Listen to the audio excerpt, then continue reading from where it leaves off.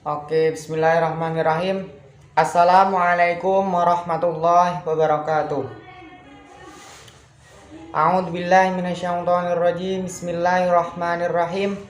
A'udzubillahilladzi bi ni'matihi tatimmus shalihat wa bi rahmatihi tarfa'ul 'uqubat wa bi 'aunihi tazidul barakat. Assalatu wassalamu ala sayyidina Muhammadin sayyidil makhluqat wa ala alihi wa sahbihi wa man tabi'ahum bi isanin ila yaumil hisab. Amma ba'd.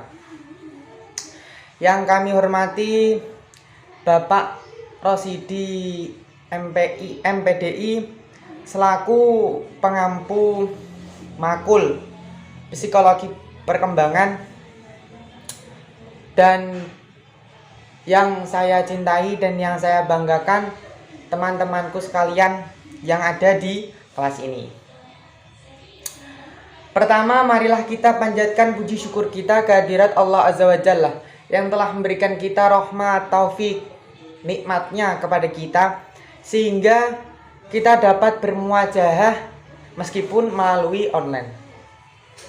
Salawat serta salam marilah kita curahkan kehadirat baginda kita Nabi Agung Nabi Muhammad Sallallahu Alaihi Wasallam yang kita nantikan syafaatnya kelak di yaumul kiamah. Amin, Allahumma amin.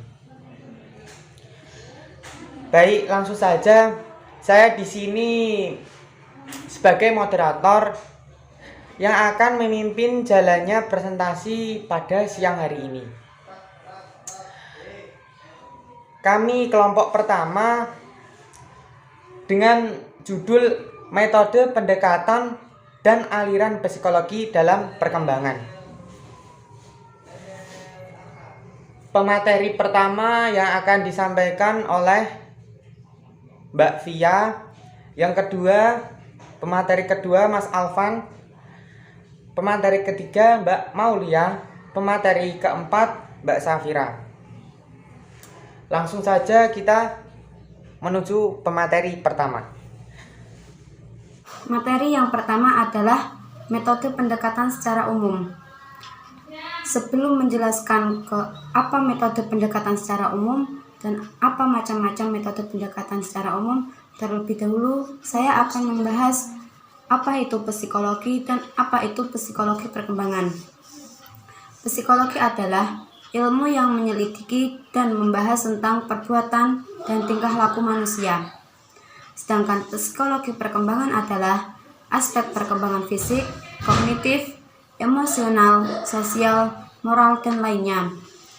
Pada masa sekarang ini, metode-metode psikologi berkembang dan banyak diterapkan dalam kehidupan sehari-hari yang berguna untuk memecahkan masalah sosial, ekonomi, politik, maupun budaya ataupun masalah-masalah yang sedang terjadi dalam kehidupan manusia. Seperti halnya untuk menyelidiki masalah ketimpangan sosial seperti perjudian, narkotika, kriminalitas, pelacuran, kenakalan remaja, ataupun konflik-konflik sosial lainnya. Metode-metode pendekatan secara umum yang digunakan dalam menyusun teori psikologi antara lain psikologi spekulatif dan psikologi empiris atau psikologi eksperimental. Psikologi spekulatif adalah psikologi yang teori-teorinya disusun atas dasar pemikiran spekulatif. Apa itu pemikiran spekulatif? Pemikiran spekulatif adalah pemikiran dalam menyusun konsep-konsep psikologi yang sangat mengutamakan akal. Kemudian psikologi empiris. Psikologi empiris yaitu psikologi yang teori-teorinya disusun atas dasar data-data dari hasil penyelidikan atau eksperimen. Psikologi empiris ada dua macam, yaitu data kualitatif dan data kuantitatif. Oke, assalamualaikum warahmatullahi wabarakatuh. Saya akan menjelaskan materi selanjutnya setelah tadi pemakalan menjelaskan metode pendekatan umum. Sekarang saya menjelaskan ke metode pendekatan khusus. Langsung saja ke pengertiannya. Metode pendekatan khusus adalah suatu metode untuk mengetahui gejala-gejala yang timbul dalam perkembangan setiap individu. Jadi di sini untuk mengetahui proses perkembangan secara detail. apa saja sih yang bisa menghambat proses pengembangan pada setiap individu, karena individu kan berbeda-beda pemikiran, latar belakang, banyak sekali lah. Ada yang bandel, ada yang kalem, ada yang nakal. Di sini dibagi menjadi 4. Yang pertama ada observasi, yang kedua ada eksperimen, yang ketiga ada klinis, dan yang keempat ada tes. Yang pertama observasi. Observasi dilakukan untuk mengamati semua tingkah laku yang terlihat dalam jangka waktu tertentu atau pada tahap perkembangan tertentu. Bisa dikatakan di sini ada mengenali tingkah laku individu yang biasanya akan diakhiri dengan mencatat hal-hal yang dipandang penting sebagai penunjang informasi. Jadi di sini bisa dikatakan metode yang paling mudah pengamatan lah, biasanya dikatakan di pengertian pengamatan. Baik, di sini dibagi menjadi 2. Yang pertama observasi alami dan observasi terkontrol. Yang pertama alami. Alami adalah pencatatan data mengenai tingkah laku yang terjadi sehari-hari secara alami atau wajar tanpa mengubah suasana. Jadi di sini peneliti tidak harus mengubah suasana, tidak harus di ruangan khusus, tetapi bebas di mana saja, anak-anak bermain di mana saja. Nah, di situ tadi diteliti. Contohnya peneliti ingin meneliti tentang perkembangan anak 10 tahun misalnya. Jadi itu misal jam 6 sampai jam 12, di situ diteliti anak-anak bebas bermain di mana saja, di luar rumah boleh, di dalam rumah boleh, dan nanti dicatat hal-hal yang penting oleh peneliti tanpa mengubah suasana.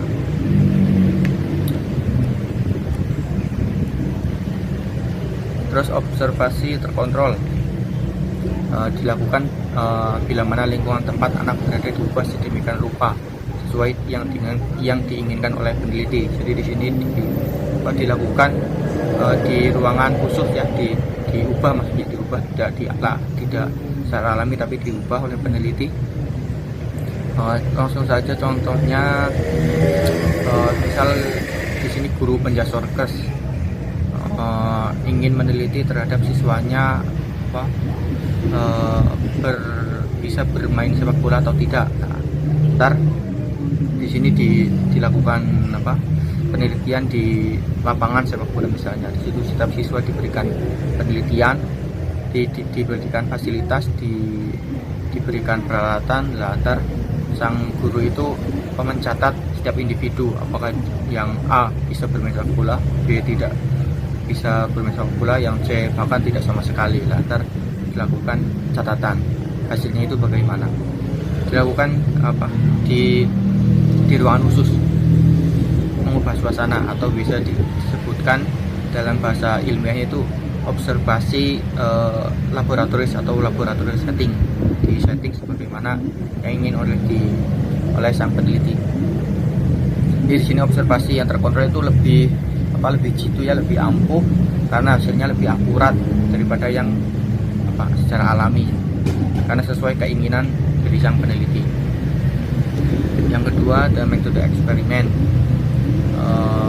Adalah metode penelitian dalam psikologi perkembangan dengan melakukan kegiatan-kegiatan percobaan pada anak.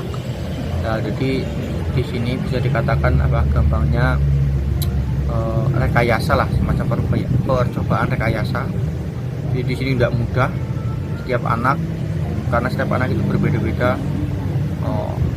Susah diberi peringatan tingkah lakunya, ada yang bandel, ada yang nakal, mudah dipengaruhi. Sini sudah mudah, tidak bisa satu kali tapi berkali-kali. Contohnya langsung saja seorang kepala sekolah memberikan pijakan terhadap siswanya untuk melakukan presentasi di depan kelas contohnya. Nah, di situ kan setiap siswa pastinya tidak sekali langsung bisa presentasi di depan kelas, tetapi diulang beberapa kali, diberi peringatan, diberi pengertian oleh sang guru. Ntar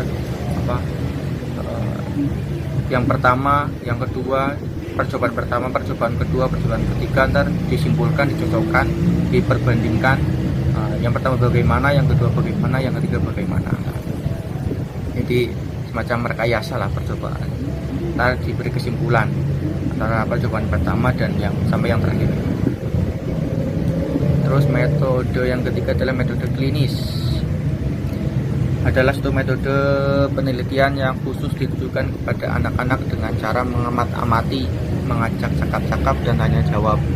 Cara ini diterapkan dalam rangka untuk memperoleh kesimpulan adanya kelainan jiwa untuk selanjutnya dapat diberikan pengobatan. Dari sini khusus kepada anak-anak yang memiliki kelainan jiwa. Jadi peneliti itu berusaha keras meneliti secara detail kelainan jiwa yang dialami oleh seorang anak. Bisa dilakukan dengan cakap-cakap, bisa ditanya jawab, diwawancarai, diinterogasi misalnya. Contohnya misal seorang anak umur 9 tahun lah, anak tersebut tidak mau sekolah misalnya, belum mau sekolah, 9 tahun itu belum mau sekolah, sementara yang lainnya itu 5 tahun 6 tahun itu sudah mau sekolah, belajar membaca, belajar menggambar lah. Si anak tersebut 9 tahun tersebut belum mau seperti yang lainnya, belum mau sekolah, belum mau belajar lah. Sini sang psikolog, sang peneliti memberikan wawancara, tanya jawab, tugas misalnya, lantar selanjutnya diberikan pengobatan, seperti solusi bagaimana anak tersebut bisa mengikuti teman yang lainnya, bisa mengajar atau bisa belajar atau bisa sekolah seperti yang lainnya. Terus yang keempat, metode tes adalah metode yang digunakan untuk mengadakan pengukuran tertentu terhadap objeknya. Mengukur bisa saja kemampuannya, minatnya, sikapnya, hasil kerjanya, itu di tes ya. Bisa berupa pemberian soal, misalnya di pemberian soal lembar soal misalnya ditulis. Contohnya misal suatu workshop ya, forum, situ peneliti ingin meneliti terhadap siswa kelas 10 misalnya. Temanya misal perkembangan Indonesia pada tahun 2020. Dari situ siswa diberikan soal, diberikan waktu, misalnya diberikan waktu sejam misalnya. Nah, di situ ntar hasilnya itu bagaimana. Dari peneliti itu menilai kemampuannya bagaimana, apakah dia bisa menjawab soal-soal, sikapnya itu bagaimana, apakah dia mengetahui betul tentang perkembangan 2020 atau bahkan mungkin tidak sama sekali. Hasil kerjanya itu benar bagaimana. Terus biasanya di sini dilakukan standarisasi oleh sang peneliti ya. Misal sang peneliti menargetkan nilai KKM 70, nilai tuntas 70, lantar yang siswa yang nilai 70 ke atas berarti dia mampu atas apa yang ingin ditargetkan oleh sang peneliti lah. Misal yang 70 ke bawah itu berarti dia belum mampu atau memiliki rata-rata yang di bawah oleh lainnya. Oke, mungkin ini dari saya. Banyak salahnya, mohon maaf. Assalamualaikum warahmatullahi wabarakatuh. Baik, di sini saya akan menerangkan poin yang C, yaitu aliran-aliran psikologi. Psikologi memiliki sejarah perkembangan yang mengungkapkan pendapat para ilmuwan dan para ahli tentang ilmu kejiwaan. Seiring berkembangnya ilmuwan tentang kejiwaan, maka bermunculan juga aliran-aliran psikologi yang menyertai dan merupakan perkembangan ilmu jiwa ke arah modern. Beberapa aliran muncul dan memperoleh tanggapan pro dan kontra pada masanya. Bentuk-bentuk aliran psikologi antara lain, yang pertama yaitu strukturalisme. Aliran ini muncul karena kerja keras Wilhelm Wundt, seorang psikolog Jerman yang pertama kali mendirikan laboratorium psikolog. Karena laboratorium telah didirikan pertama di Jerman, maka Jerman dikenal dengan ibu psikolog. Aliran strukturalisme adalah aliran psikologi yang berlandaskan pada konsep sensation dari teori Titchener. Namun, konsep ini membawa pertentangan Titchener dengan Wilhelm Wundt yang mengemukakan konsep apperception. Apperception merupakan kesimpulan aktif yang bersifat subjektif. Yang kedua yaitu aliran fungsionalisme. Tokoh aliran fungsionalisme adalah William James yang mempelajari fungsi dan tujuan akhir aktivitas. Beliau mengatakan bahwa semua gejala pikir berpengaruh pada fungsi-fungsi aktivitas jiwa seseorang yang diperlukan untuk melangsungkan hidup dan berfungsi menyesuaikan diri. Pengalaman manusia berfungsi sebagai dasar proses adaptasinya dengan lingkungan. Sekian dari saya, terima kasih. Di sini saya akan menjelaskan materi selanjutnya, yaitu aliran psikoanalisa.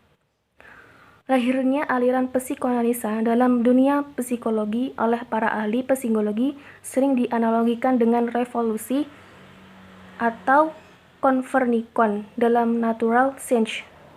Yang pertama dicaci, ditolak, tapi pada akhirnya diagungkan. Pendiri psikoanalisa adalah Sigmund Freud pada tahun 1856 sampai 1940.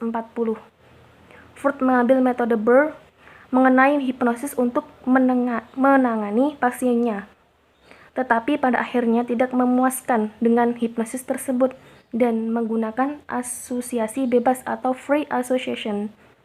Merupakan perkembangan teknik dalam psikoanalisis, dan tujuan psikoanalisa Freud adalah membawa ke tingkat kesadaran mengenal ingatan atau pikiran-pikiran yang direfresh atau ditekan, yang diasumsikan sebagai sumber perilaku yang tidak normal dari pasiennya.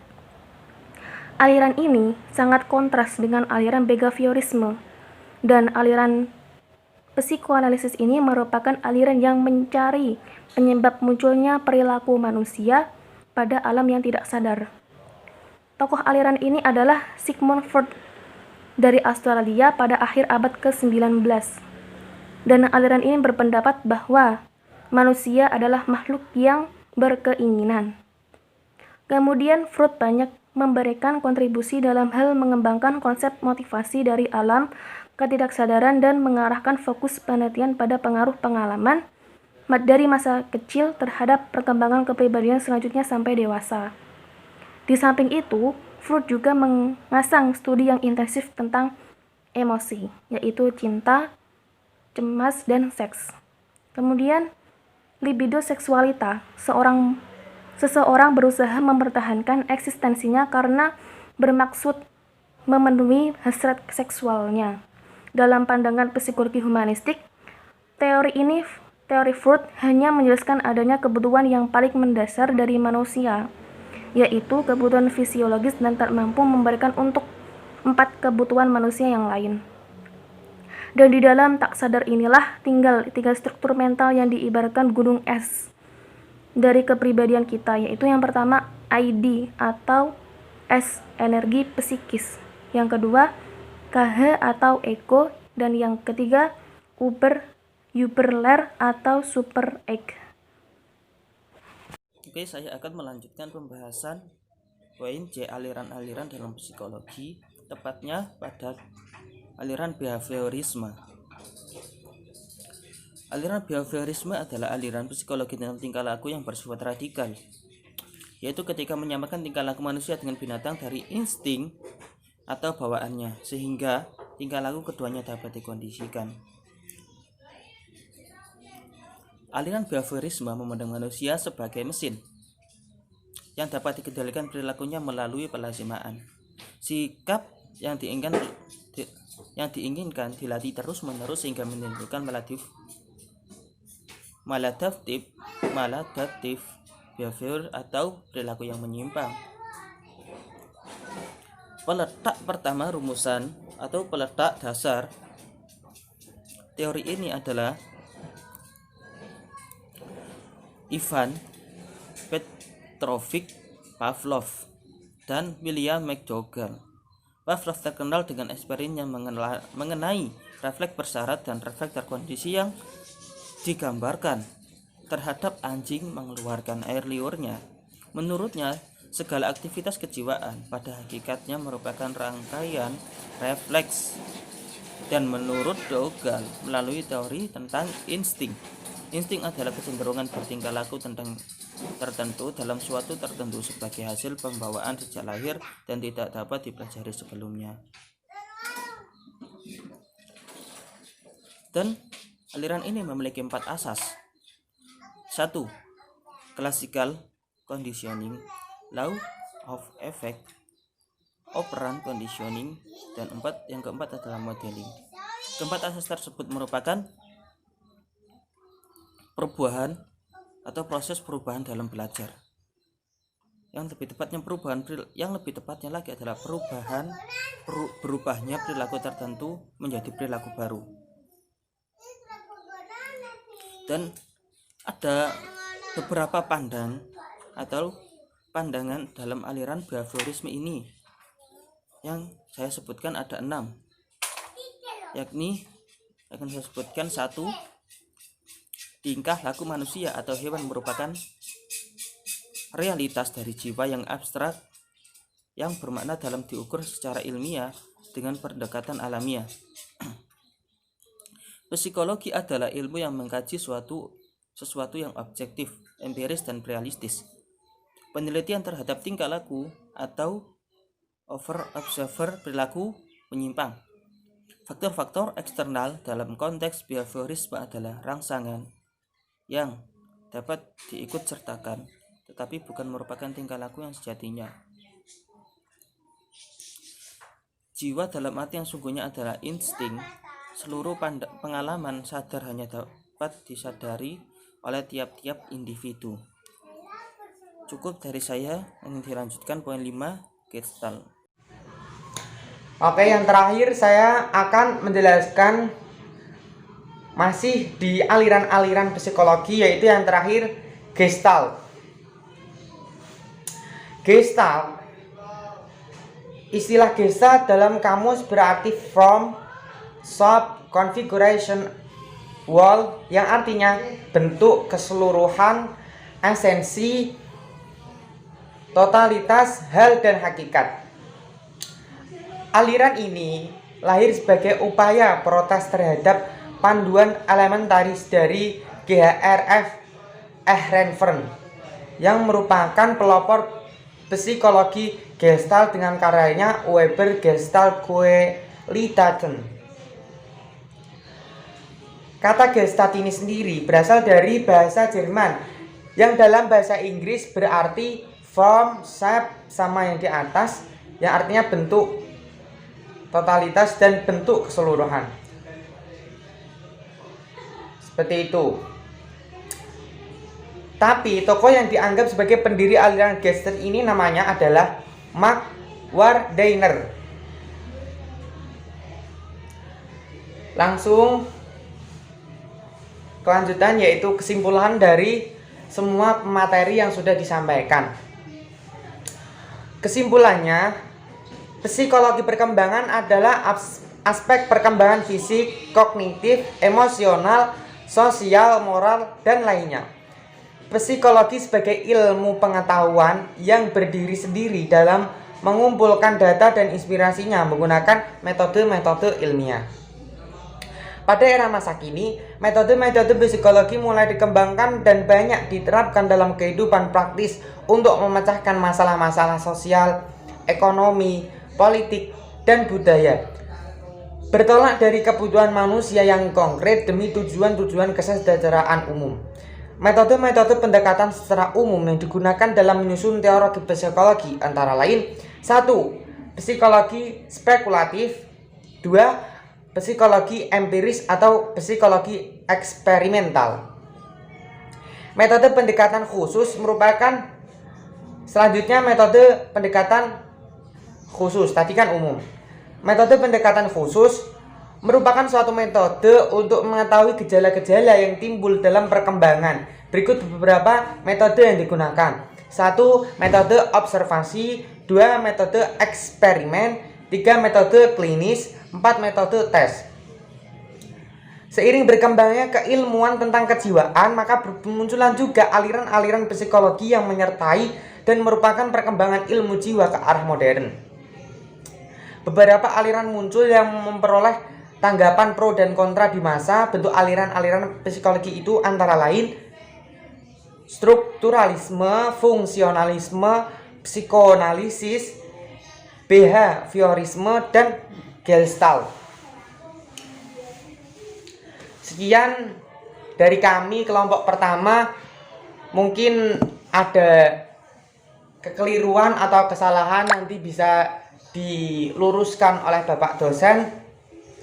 Dari kami, bila ada kesalahan, mohon maaf yang sebesar-besarnya. Sekian, wabillahi taufiq wal hidayah. Wassalamualaikum warahmatullahi wabarakatuh. Bila ada pertanyaan-pertanyaan nanti bisa ditanyakan di dalam grup. Terima kasih.